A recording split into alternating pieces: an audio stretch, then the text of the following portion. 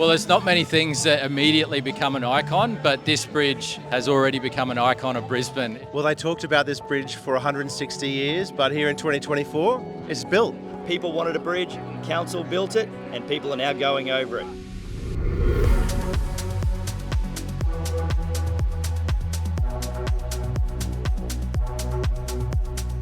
It's been a huge year for river crossings in Brisbane.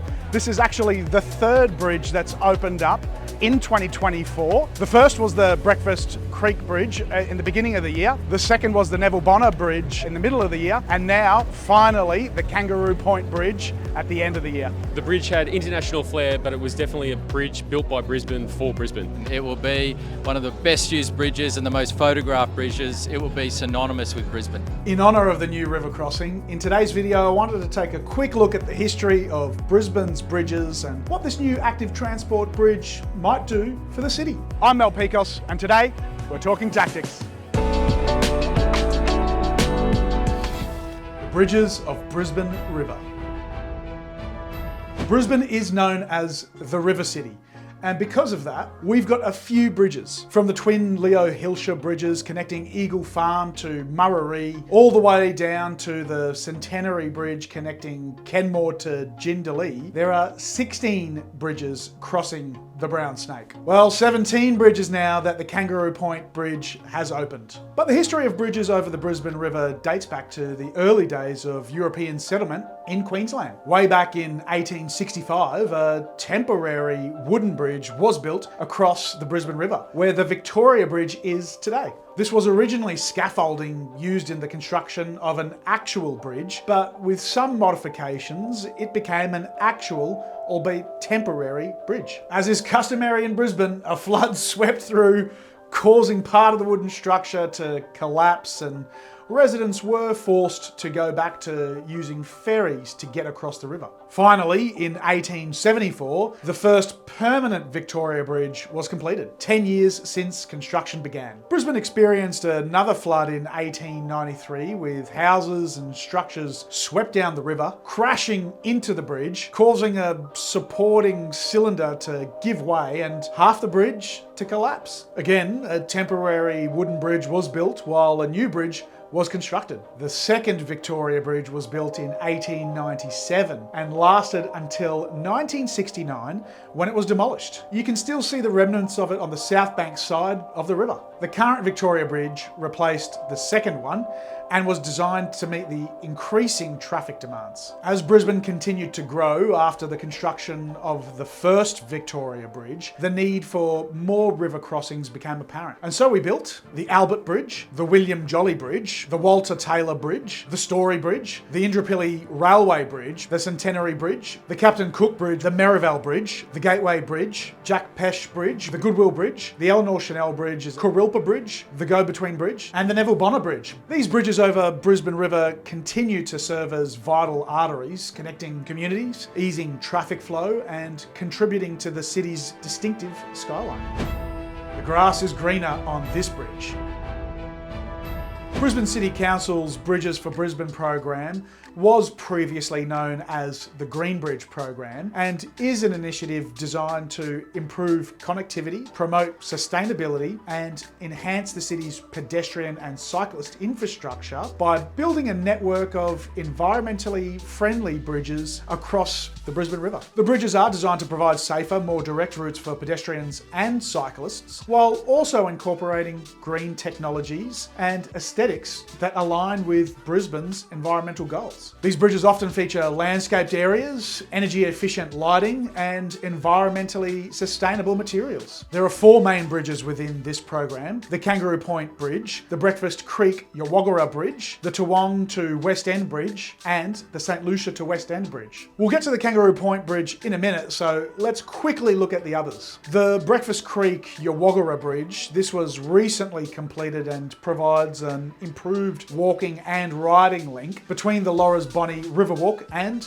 the inner city. It's an arch bridge spanning about 80 metres in length, 14 metres tall and 6 metres wide, with dedicated pathways for pedestrians and cyclists. It crosses Breakfast Creek just near the iconic Breakfast Creek Hotel. This bridge was completed at a cost of around $67 million. The Toowong to West End Bridge will connect from Orley Park in West End across to Coronation Drive near the Toowong Village Shopping Centre. It will be a curved single-mast cable stay bridge, about 280 metres in length, with a mast height of 75 metres above the water level. It will also include new green space at the Toowong landing site and a direct connection into the walking and cycling network in Orley Park. This bridge's status was recently paused, subject to funding availability, but the Brisbane City Council website has recently updated that status to progressing subject to funding availability. So we might hear more about this bridge in the future. The other bridge as part of the Bridges for Brisbane program was the St Lucia to West End Bridge. It was close to the Toowong West End Bridge and was also recently paused subject to funding availability. It looks like it has now been cancelled, with the BCC stating, in response to significant cost impacts sustained from the coronavirus pandemic, housing crisis and February 2022 flood, Council will not be proceeding with the St Lucia to West End Bridge. And the key bridge as part of this program is the Kangaroo Point Bridge. The Kangaroo Point Bridge is a single-mast cable stay bridge connecting the Brisbane CBD from the corner of Edward and Alice Streets diagonally across the river to Scott Street at Kangaroo Point. It's around 460 metres in length, with a minimum width of 6.8 metres, with a mast height of 95 metres. It includes dedicated pedestrian and cycle scooter paths, viewing platforms and rest nodes, plus landings that connect directly with walking and cycling networks on either side of the river. It also features an above-water restaurant built into the bridge itself and a riverside cafe at the CBD landing. The initial cost of the bridge was quoted at $190 million, but after delays due to the 2022 floods and construction price increases, it was revised to $299 million. It is estimated that 6,000 pedestrians, cyclists and scooter riders will use the bridge daily by 2036, and cross-river car trips will be reduced by 84,000 per year. From the business case, the bridge aims to reduce congestion on the ferry, road, bus and bike path network. It aims to create faster and more convenient walking and cycling access to the CBD from Kangaroo Point and the eastern suburbs. It wants to increase urban development, employment and productivity in and near Kangaroo Point. It aims to reduce harmful vehicle emissions by helping to reduce cars on the road, foster increased physical activity leading to better health and add to increasing tourism and spending. And by 2031, approximately 130,000 jobs will be within a 20-minute walk from Kangaroo Point. Between 8,000 and 20,000 additional jobs will be within a 20-minute bike ride of Kangaroo Point, and approximately 100,000 additional jobs will be within a 20-minute bike ride from East Brisbane.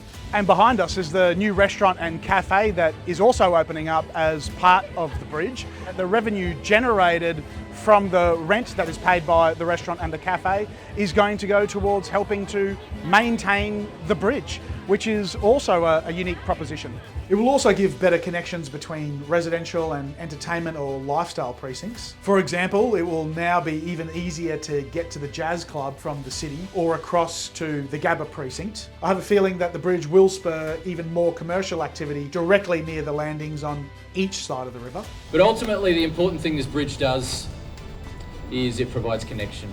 And it also, as you see each person go across the bridge, whether they're walking, whether they're cycling or whether they're scooting, that's one person that's not driving their car on another bridge. And that's one person who is little bit by little bit becoming more active and healthy, living a longer and healthier life and helping us to create a sustainable city. And so every trip that's taken across this bridge does a little bit of good for Brisbane and creates a little bit of connectivity. Okay, let's get going. We're just bringing down the barriers now, off we go. Thank you for waiting, ladies and gentlemen.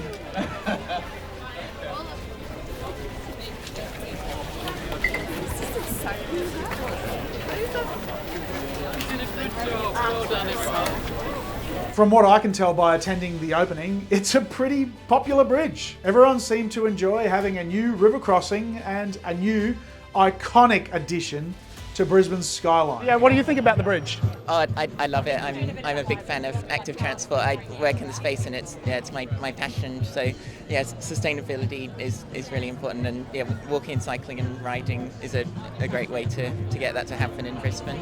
But what do you think? Is this a bridge that Brisbane needed? Should it have been built in a different spot on the river? Would you have preferred another vehicle bridge? And where do you want to see the next bridge over the river? Because I'm sure this won't be the last. Let me know in the comments section down below. If you enjoyed this video, hit that like button, and why not subscribe if you like the videos that I make. I try to look at a range of topics from infrastructure projects and events, all the way through to federal projects and military spending. So there's something here for everyone. Is there something that you'd like me to look into and make a video about? Let me know in the comments, and then subscribe to see it when I release it. I really appreciate the support. That's it for today. Thanks for watching. I'm Pikos, and we've been talking tactics.